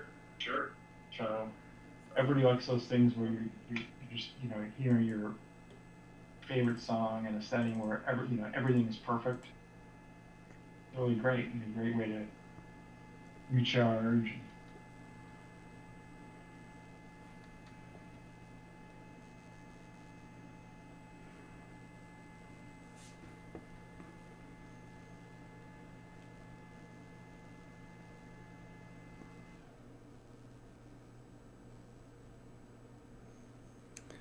So coming down here, it looks like though we intended to go missions, we're getting pretty close on damage, and it looks like the end game is going to be of the damage variety. Snipe. Good game. And that was harder to do also because you're sitting on the dreaded veteran pilots, too. Well, Dave, do we want to do one more before we call it here tonight? Yeah, I'm up, man. I'm up. Do we want to go back into missions, or do you want to pick another format and send it my way? No, we can do it one more missions, because also for a missions game, there wasn't actually that much mission completion going on, even though we were playing it with cards face up. So. And one of the things that I sort of discovered, Yeah. if you can be genuinely playing to your missions, but if that shopping list just takes you into a damage heavy deck, if your curve overtakes the speed at which the rest of your missions require to complete, then that is still certainly valid, and you can still credit your missions a lot of times for that boost. Yeah, and also if you look at that row and you're not seeing an obvious way to link them all together, maybe you're going just saying, well, I can use this one to give me the damage boost and just trying to rush the person. Maybe you make that as your first cut plan of attack. Obviously, subject to what your opponent does. Hey, I got veteran pilots now, so. Okay, so I'm sitting on Diversify, Armada, and Colonize. And with what you had said a little bit earlier about some of the missions feeling like some of them might be easy, I kind of feel like Diversify, all I really have to do is secure some life gain and I'll probably get it. Is that one that you look at as being maybe a little too easy in your mind? Yeah. I know sometimes I feel that way about Rule. Getting just two bases of different factions. Yes, that's another one that feels. Whereas the ones like the three of a kind, you actually have to work to make that synergize. Well, since I won't be able to Armada through my gambits, I think I will start off with a Corvette.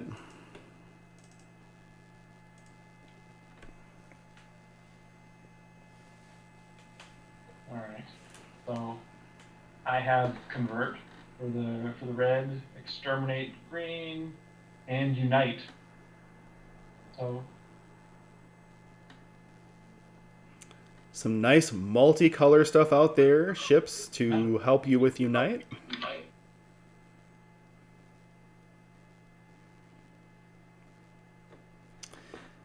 Yeah, this is a pretty multicolor, amazing row if you think about it. Yes. That's one of the friendliest 4-color rows I've ever seen on the start.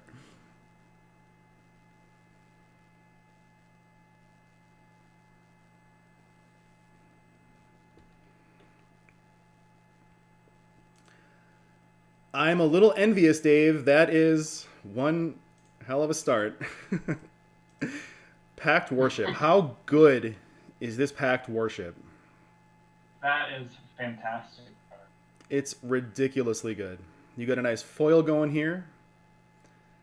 Yep. So have you been participating in any of the differential formats? And by that I mean things like endurance, things where they're counting the differential of your win in the overall standings of how you're doing. I haven't played in like Morgan's endurance things, but Rick has run some events where the delta matters and overkill is appreciated. So I have done some of those and done pretty decently. I'm in dodgeball right now, and that's a big part of it. And that Pact Warship, as good as it is just in general in differential, it's one of the best cards at that cost available. Okay, so once again, diversify, armada, colonize. We do need to get some bases. Interestingly enough, Merc Garrison is not great in too many missions. It's not going to help me in colonize at all, in fact. But I think what we are going to do is use my gray market to secure both blue cards on the row. That's going to help me get the life gain behind my diversify.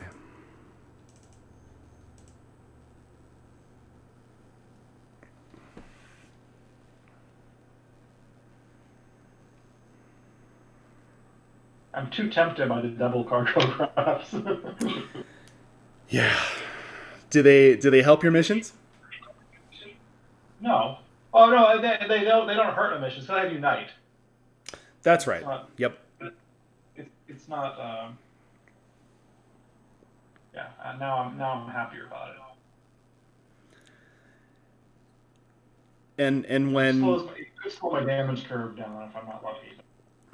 When looking at cards that don't necessarily help your missions, picking between the correct support pieces to help get you there a little bit later, that discard, that resource, and then eventually maybe a real kick in the shin discard punch at the end could be what you need. Right, and also I've got the stealth needle in the back pocket, so it could potentially make you discard 3.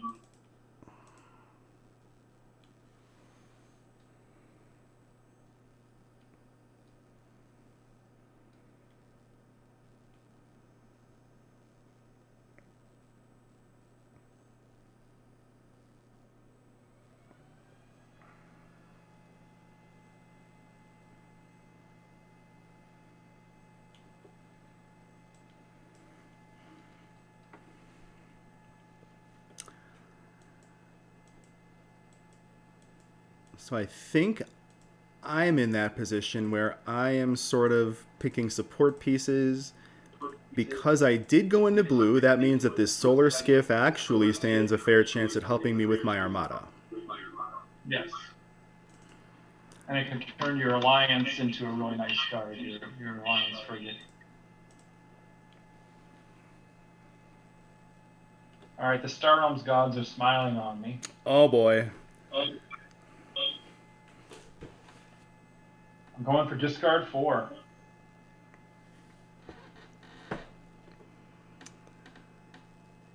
Well, we got 2 of them here. Oh, and that's going to screw over my diversify. Because I'm going to be short the resource. That does suck. Okay, I think we can...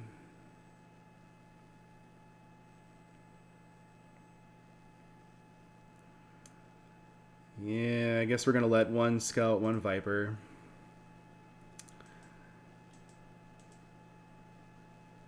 And I guess we continue into blue.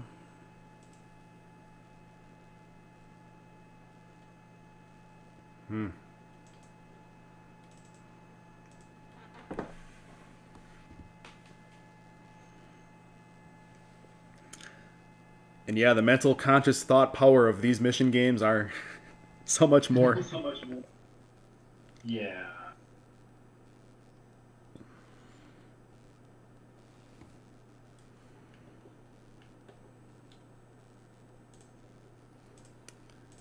So come to think of it, Dave, you do mostly real time, don't you? I do. Mainly just to kind of give myself the kind of control when I'm playing and not to get too distracted. Also, the positive delta is you're more focused on the game state and the momentum of the game.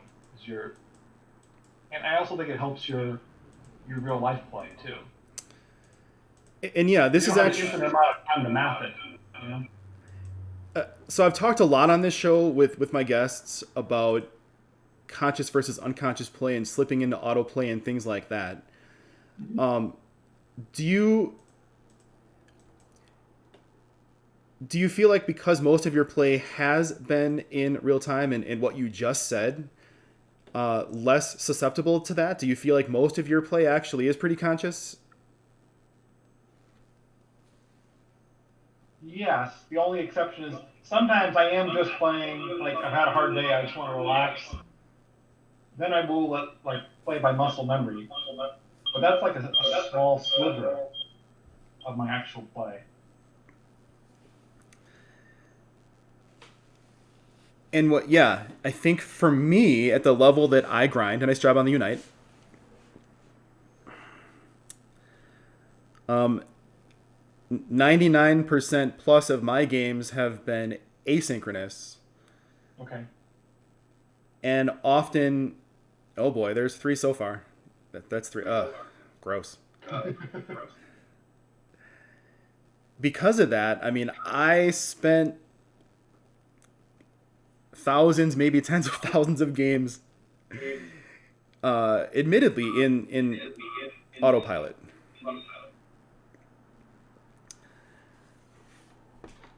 And it is interesting because I feel like if I did do far more in real time, I might be more resistant. You don't find yourself really wanting to hit play all, things like that? The only reason that I would use play all only if I saw that it has no consequence, and there are times that it has no consequence.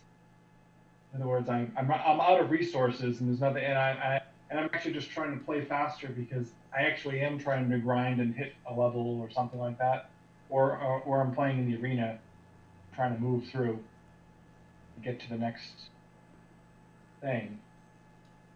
But yeah, I generally don't use the play all.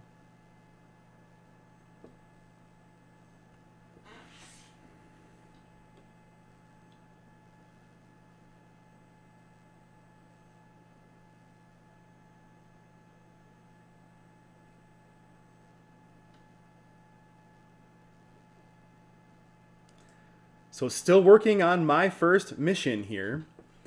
We thought we had diversify a couple turns ago, and Dave's incredibly impolite discard cost me.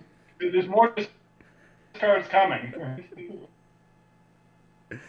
So while I'm counting chickens here waiting, we're going to hope that we can hit diversify this turn. But Dave's response says that is not a guarantee.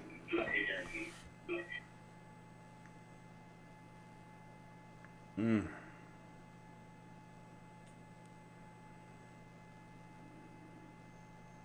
Oh, I got it.